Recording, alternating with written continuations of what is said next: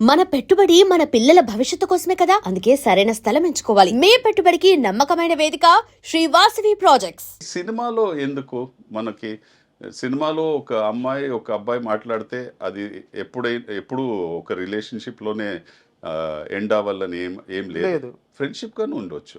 ఇప్పుడు మీరు బయట పని చేస్తారు, మీ కొలీగ్స్ ఉంటారు, మీరు బయట వెళ్ళి రెస్టారెంట్స్కి వెళ్తారు, డిన్నర్ వెళ్తారు, పార్టీస్కి వెళ్తారు, లేకపోతే హాలిడే కూడా వెళ్తారు. అదేందుకు సినిమాలో మీరు అది చేస్తే వీళ్ళిద్దరికి ఏదో ఉందనుకుంటారు? అక్కర్లేదే, మీరు ఫ్రెండ్స్గా ఉండొచ్చుగా. ఎంతో ఎక్స్ట్రాడినరీ లేడీస్ ఉన్నారు సినిమాలో. ఎవరు వచ్చి సినిమా కాకుండా ఎంతో విషయాలు మాట్లాడవచ్చు సార్. ఉన్నారు. సంపత్ రాజుకు వచ్చిన ప్రపోజల్స్ ఫ్రెండ్షిప్ ప్రపోజల్స్ కాదు. లేదు, నేను చెప్తున్న తమిళ్లోనూ వచ్చింది. బట్ నేను దాన్ని అటువైపు నేను వెళ్ళలేదు తెలుసు. నేను ఆలోచించి బట్ వచ్చింది కదా. వచ్చింది అది డెఫినెట్గా వచ్చింది. బట్ నేను అది దానికి పెద్ద ఇది ఇవ్వలే. అండ్ అప్పుడే దెన్ అండ్ దేర్ మీన్స్ ఇది నేను ఇలా ఆలోచించలేదు. ప్లీజ్ మనం వచ్చి ఇలా మన ఒక ఫ్రెండ్షిప్ని ఇది పాడు చేసేసుకుంటాం, వద్దు. దీన్ని ఇక్కడే ఇలా థాట్ ప్రాసెస్ ఉంటే దీన్ని ఇక్కడే తీసేయండి అని కూడా చెప్పున్నా. And we are still good friends. Sir, అంటే ఈ క్వశ్చన్ ఎందుకు అడిగానంటే ఒక కంటిన్యూటీ క్వశ్చన్ ఉంది. నేను మీ గత ఇంటర్వ్యూలో కొన్ని చూశాను, అండ్ ఇప్పుడు మీరు మాట్లాడుతున్నప్పుడు కూడా గమనించాను. ఎవరన్నా ఒక అమ్మాయి ప్రస్తావన వస్తే అమ్మ అంటున్నారు, ఆవిడ అనట్లేదు, ఆమె అనట్లేదు, తను అనట్లేదు. ఒక ఆడ మనిషి ప్రస్తావన వస్తే అమ్మ అంటున్నారు, అంత గౌరవిస్తున్నారు. అండ్ మీరు లైఫ్లో ఒంటరిగానే, అంటే ఒంటరిని కాదు, లేదండి, ఒంటరి కాదు, సింగిల్గా ఉంటున్నారు. So I'm single by choice. సింగిల్గా ఉంటున్నారు, అది రాంగ్ వర్డ్ పడిపోయింది. సింగిల్గా ఉంటున్నారు. మీకు వచ్చిన ప్రపోజల్స్ విషయంలో కూడా చాలా స్ట్రాంగ్గా ఎక్కడ కట్ చేయాలో అక్కడ కట్ చేస్తున్నారు. అమ్మాయిలను అమ్మ అని పిలుస్తున్నారు. అంటే ఒక ఫిజికల్ నీడ్ అనేది ఉంటుంది కదా సార్, దాన్ని ఎలా కంట్రోల్ చేయగలుగుతున్నారు? మీరు ఫిజికల్ నీడ్ అంటే ఏమంటున్నారు? సెక్స్ గురించే మాట్లాడుతున్నాను. మీకు ఎవరు చెప్పారు నాకు సెక్స్ లేదని? లేదని నేను అనట్లేదు. ఎలా కంట్రోల్ చేయగలుగుతున్నాను? నేను కంట్రోల్ చేయాలి, మీ పరిధిలో ఎలా ఉంచుకోగలుగుతున్నారు? అక్కర్లేదే, కంట్రోల్ చేయాలని అక్కర్లేదే నాకు. నేను కంట్రోల్ చేస్తున్నాను ఎవరు చెప్పింది మీకు? మీరే చెప్పాలి. నేను చెప్పానుగా, అది నా పర్సనల్. అది చూడండి, it's a medical need. Physical need is a medical need. So నాకు కావాలంటే నేను ఆ మెడికల్ నీడ్ని, ఇప్పుడు మీరు మాత్రలు తీసుకుంటారుగా, అలా ఆ మెడికల్ నీడ్ నాకు ఎప్పుడు ఉందో I go and satisfy my self. It's wrong that just because మీరు ఒకరే ఉంటారు కాబట్టి మీరు మీన్స్ సెక్స్ లేదని లేదు. Sex is two private and personal, and అది డెఫినెట్గా ఉంది.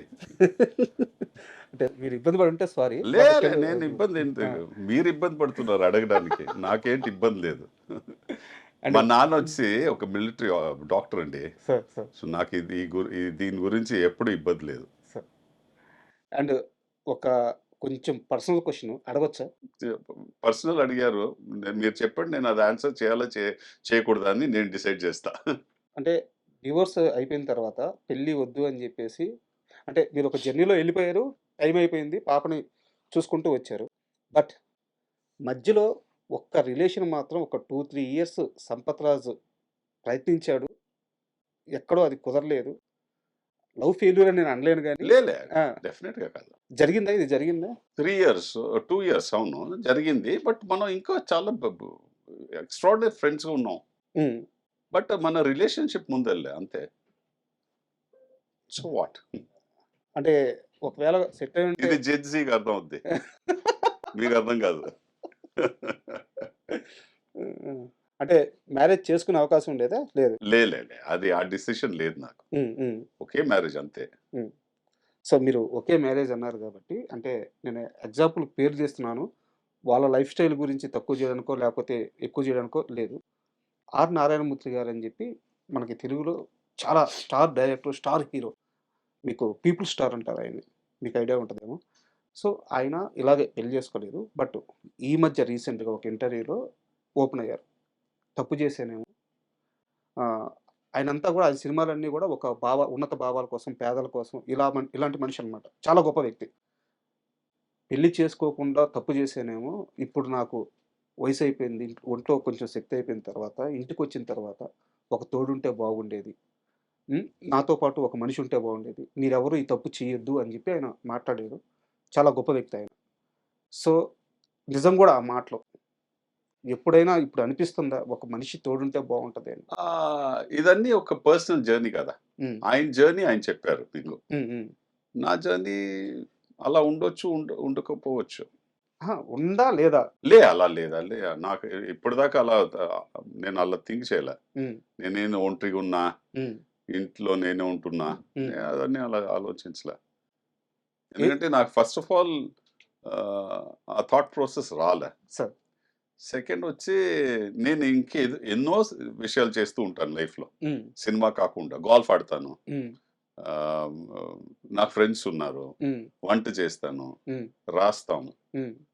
సో, చాలా చేస్తూ ఉంటాం. సో, జనాలు చుట్టూ ఉన్నారు నాతో. సార్.